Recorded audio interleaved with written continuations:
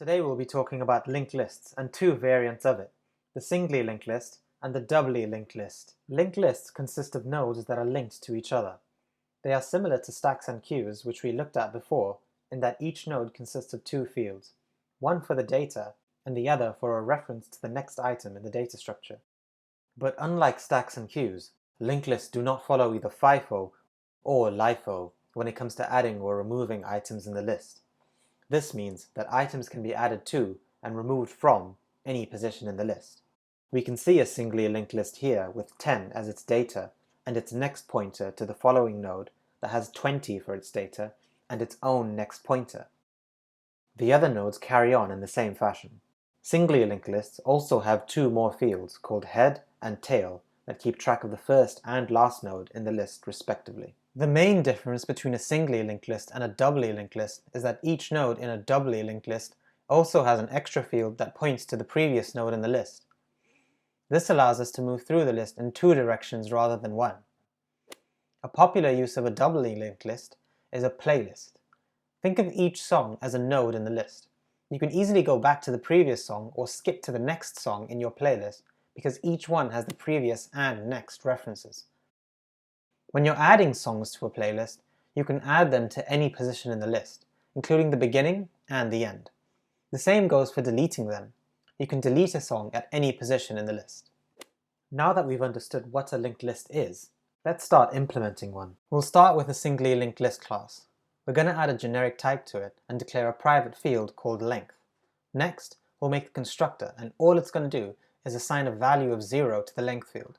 This is going to be used to track the length of the list. After that, we'll make a private node class that declares two fields, data, which is going to store the value of the item in the list, and next, which points to the next item in the list.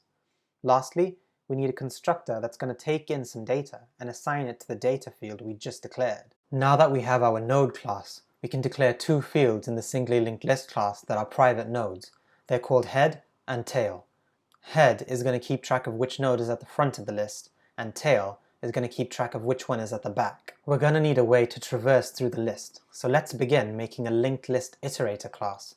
Inside it, we'll keep track of which node we're on while we're traversing through the list with a field called current. After that, we can make the constructor, which is going to assign head to the current field. So now we have a class we can use to keep track of where we are when traversing through the list, but we still need a method to allow us to move from one node to the next. So let's make a public method, aptly called next. In it, we need to first check that current is not null and that it's not equal to tail. If the value of current meets that criteria, it will assign current.next to current. As well as being able to move from one node to another, we want to be able to retrieve the data from the node. So let's make a public method called getData that will first check if current is null. If it is, then we'll return null since the iterator isn't pointing to a node. But if current does have a value, then it will reach the following line here where we will return the data of the current node. Now, let's declare a public linked list iterator field called Iterator. We said earlier that in a singly linked list, there's no way of moving back to the previous node. You can only move to the next one. So we need a way of getting back to the beginning of the list. For this, let's make a public method called resetToHead, which sets iterator.current to head. At this point, we have what we need to start declaring some methods on our linked list class. We'll start with a method to add a node to the beginning of the list. It's going to be a public method that takes in an item. In it, we'll initialize a node instance called newHead using the item. Then, we'll set its next field to point to head and assign our new head to head so that it can become the new front of the list. Following that, we have to make an if statement where we check if tail is null, because if it is, we need to set tail to head since there's now an item in the list. We're also going to check if iterator is not null. If so, then we'll reset the iterator to the head so we don't have to worry about any edge cases with our iterator when we change the list. Lastly, we'll increment length. We now have a method to insert a value at the beginning, but we're also going to add another public method that takes in an item to insert one at the end. Again, we'll initialize our new node, this time calling it newTail, and just like before, we'll check if tail is null. If it is, we'll set tail to be our new node and also set head to tail. If tail is not null though, then we'll set tail.next and tail to our new tail. Like we did earlier, we're also going to check if iterator is not null. If it isn't, then we'll reset the iterator to head. Lastly, we'll increment length. So we've got methods to add items on. We don't have any to remove items. So in a similar fashion to our insert methods, we'll make a method to remove an item from the front and another one to remove an item from the end. Let's implement our remove first node method. The first thing we'll do is check if head is not equal to null. If it isn't, then we also need to check if our head is also our tail. If that's the case, then we'll set head and tail to null. If not, we'll set head to head.next. Then we'll check if iterator is not equal to null. If it isn't, we'll reset the iterator to the head. And lastly, decrement the length. Okay, now let's implement the remove last node method, which is a bit more complicated. We'll start by checking if head is not equal to null. Then, we also need to check if head is equal to tail. If it is, we can just set both head and tail to null. But if head is not equal to tail, then we need to traverse through the entire list to get to the second last node. From there, we can remove that last node. We're going to make a new iterator which we're going to use in a for loop to iterate through. We'll start I off at a value of 0 and increment it until it has a value that's 2 less than the length of the array, because at that point, the iterator will be pointing to the second last node. In our loop, let's call remove node iterator.next to traverse the list. After we reach that second last node, we can take remove node iterator.current.next and assign null to it, followed by setting tail to remove node iterator.current and checking if the iterator is not null. If it isn't, we'll reset the iterator to head, and finally, we'll decrement the length. We now have methods to add and remove items from the front and the back of the list, but we also want to be able to add or remove items from other positions in the list. To do that, let's add some methods to the iterator class since they will be using the iterator field in it. We'll make a method called insert after current node that takes in an item. This is going to insert a new node after whatever node we've traversed to. For example, if we want to put a new node in position 5 of a list, we can traverse to position 4 using our next method and then use this to insert a new node. To start off, let's check if head is null, because if it is, we can just call our insert@end method we made earlier to add the new node. However, if head is not null, then we'll make a new node, set the next pointer for this new node to point to what the current node is pointing to, then set iterator.current.next to point to our new node. Lastly, we'll increment the length. To remove an item, we'll make a public remove node after current method.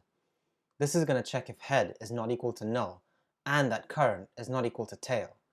If it passes those conditions, it'll set current.next to be current.next.next and decrement the length. So far, we have handy methods we can use to alter the list, but we're not initializing the iterator anywhere. To allow us to do so, we'll make a public begin traversal method that's going to initialize a new linked list iterator and set it to iterator. The very last method we'll make in this file is a public toString method that returns the contents of the list as a string. It will be overriding the object.toString method, so we need to add the override annotation at the top. This method is going to be very similar to the toString method we made in the queue and stacks videos. So let's start by making a new node variable that's set to head. Next, we'll initialize a new array list called listItems, and then we'll make a while loop that runs while current is not equal to null. In the loop, we'll add current.data to listItems and then set current to current.next so that it moves on to the next node, and when it hits the last node, breaks out of the loop. Finally, we'll return listItems.toString. To test out our singly linked list, let's head to our main file and initialize one. Then, we'll add an item to the beginning, one to the end, and begin traversal. Next, we can insert an item after our current node and print out our singly linked list to have a look at it. Let's run this to have a look at what we have so far. So we can see our list with 3 items. Notice how the 15 is in the middle, since we put it after the current node, which was the first node. Now, let's move to the next node and get the data in a system.out.println call. Then, let's remove the node after the current one and see what's in our list. At this point, if we run our code, we can see that after we move to the next node, when we get the data, we get 15. So when we remove the node after the current one, it takes off 20, because the node we had traversed to was 15. Now, let's reset to the head, get the data and print it out, and remove the last node. After that, we'll print out our list, remove the first node, and print out our list again. If we run our code now, we'll see that when we reset to the head and get the data, we're back on the first item, 10. After that, we remove the last node, which is 15, and the first one, which is 10, leaving us with an empty list. For the doubly linked list, let's copy our singly linked list class and paste it into a new file. Now what we're going to do is use find and replace to change every line in this file that refers to singly linked list to now refer to doubly linked list. As we mentioned earlier, nodes in a doubly linked list point to the previous node in the list as well as the next one. Therefore, adding this previous link is going to be the main change we make to this class. So, let's add a previous field and then add a public previous method to the Iterator class that's going to check if current is not equal to null and that it's not equal to head. If it meets these conditions, then we can set current to be current.previous. For our insert after current node, instead of checking if head is equal to null, we're going to check if current is not equal to tail. Then we can swap these two code blocks. So the line where we call insert at end moves down to the else block, and lines 57 to 59 move up to the if block.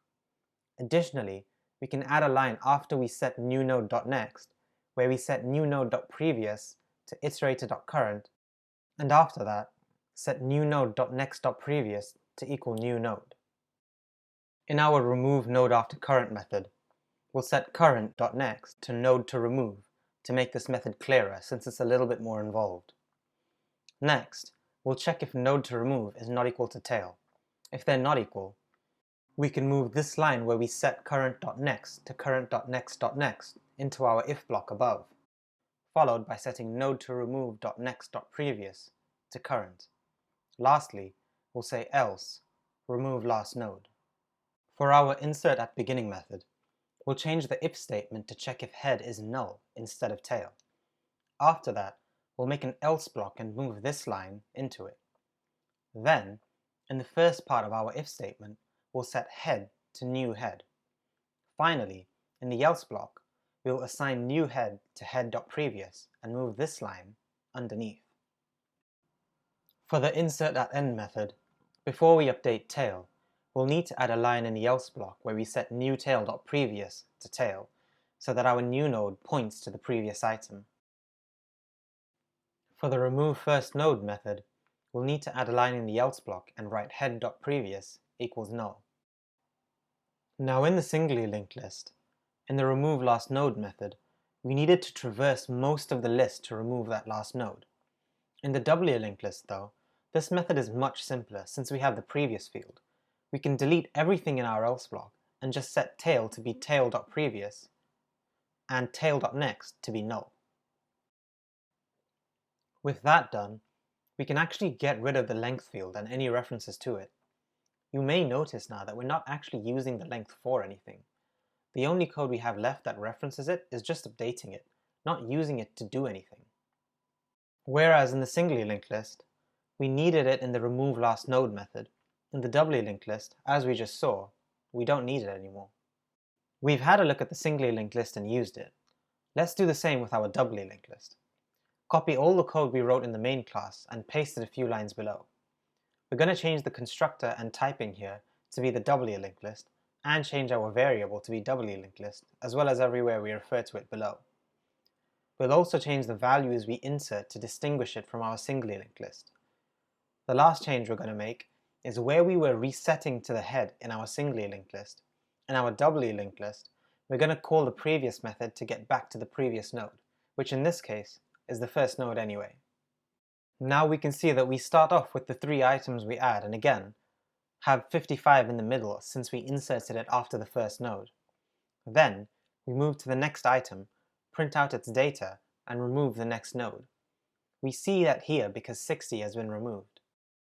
After that, we go back to the previous node, which would take us back to the first node, and print out the data. We then remove the last node, leaving us with only 50. And after that, we remove the first node, which we can see here leaves us with an empty list. That's it from us, everyone. If you found this video helpful, let us know in the comments, give us a like and subscribe. Catch you in the next one.